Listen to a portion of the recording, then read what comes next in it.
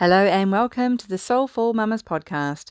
You're with your host Maria, and welcome to this day. It's the solar eclipse, 3rd of October for us here in New Zealand.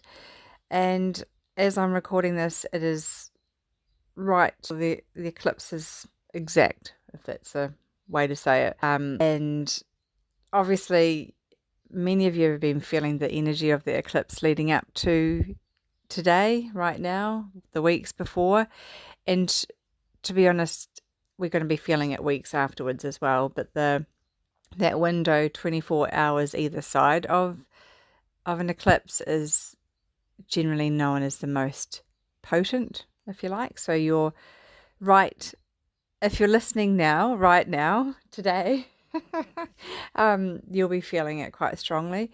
However, if you're listening to it even week or weeks later, we're still kind of in that energy. The solar eclipse is when the moon covers, it looks like it's placed on top of the sun, kind of. It's like it's blocking the sun. But because it's not a total eclipse, it's partial. It's you can see the outer ring of the sun. It's called an annulus eclipse, so like a ring of fire. And that's visible, or was visible, southern part of South America and Antarctica. So for most of us, we couldn't actually see it. The rain has just actually stopped here at our place. It's been raining really heavily all night and right to the point of the eclipse, and then it's just settled down now, and the birds are out having a bit of a sing-song. You may hear them. So with the sun being blocked, if you like, the sun represents our conscious self, the one that knows and walks forward into this world. And when it is blocked, it holds that same picture of ourselves feeling a little bit blocked as well, and uncertain, unsure, that type of feeling.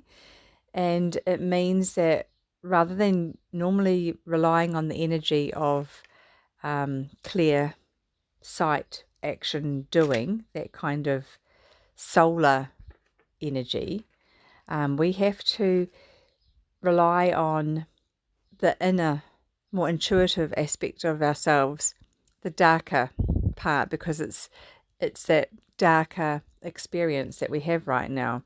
So it's relying on those senses of intuition and sensing and feeling, rather than in clear sight with the light switch on, seeing everything and knowing what to do.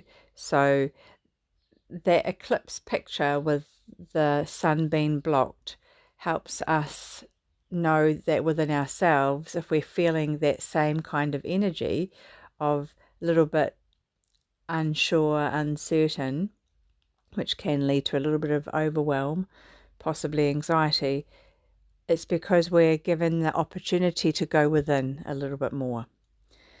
So accessing the inner parts of ourselves, so listening to our body, when you get, for example, the butterflies in the stomach, that gut feeling, or there might be your heart might race a little bit, or a feeling in your hands. It's just really tuning into the sensations and the feelings, rather than the solar, the knowing.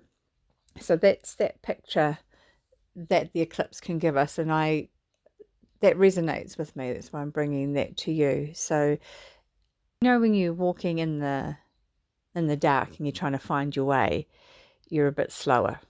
You have to feel your way and make sure you're not bumping into things and hurting yourself, basically.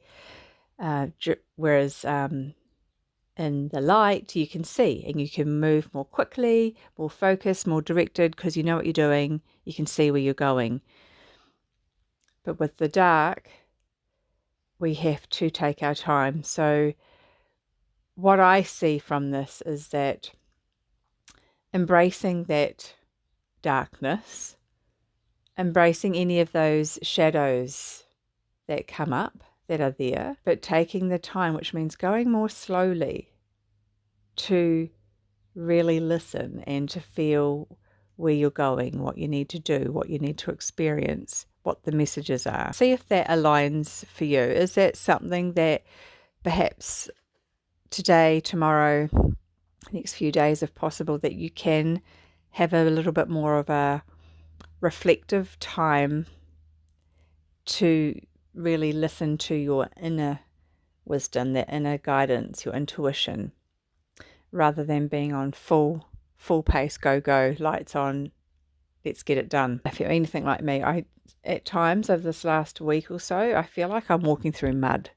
Everything's quite slow, and until I stopped and realized, why am I trying to run and push through mud or quicksand? Slow down. I had so many messages, and I know these things. It's in my work, and I help other people with these things, and I had to catch myself and realize I too was, not exactly practicing what I preach all the time.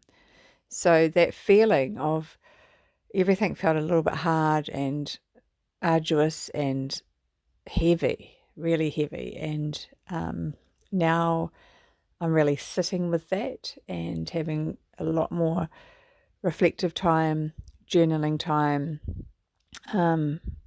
before enjoying the rain. Now it's cleared. Hopefully I can enjoy the new blossoms that have appeared on the trees like magic, that type of thing. So it's a rest, release, recalibrate type feeling, and almost like a self-protection, really looking after yourself. And with this eclipse being, the moon's closer to the south node, so it's looking at past events, past aspects. Because of that, it's looking at how you can clear away old stuff, old patterns, things that are no longer serving you. So you might have this desire, this impulse to really cleanse, declutter, clear.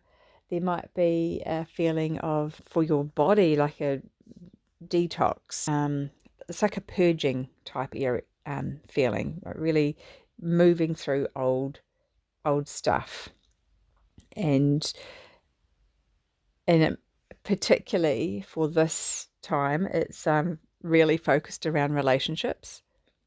So if you're feeling, and that's any relationship, that can be, your spouse, partner, it can be children, siblings, friends, colleagues, neighbors, whatever, all types of relationships. And you might find that has come to the surface a little bit more. And it's an opportunity to look at those. And sometimes they might need a little bit of shifting and recalibrating too. If you look at patterns and behaviors that you've been in with certain relationships, of perhaps always been dropping into people pleaser mode, always saying yes, just to keep the balance, the status quo, to keep everyone happy. Maybe it's overgiving, or maybe overtaking. There's, and we're in Libra, so this is all about balance, harmony, equity, equanimity, equality, justice. There's a big, strong feeling and impulse around justice right now. And on the world stage, we can see that. We can see things are being brought to the surface, and as a collective, we're wanting justice for wrongdoings. And we can see that within ourselves, within our own family, community. There'll be a bit of a shake-up of relationships, and when the balance is out, particularly in that giving and the receiving. So if it's you as the giver, then you have also a responsibility to bring it back into balance, to support them, that person, the other, to have an opportunity to be the giver as well. And it just takes a little bit of time. It does take a little bit of recalibration, but it starts with communication. So it's putting word to those feelings that you have within you anyway, and they're sitting there and they need to come out and be expressed. And if they can come out in a healthy, loving way, then they're going to be received in that way as well, rather than being reactive and defensive. And conversations are ongoing. It's not just getting brave for 5 minutes and having a conversation and then it's done. Be wonderful sometimes if that was the case.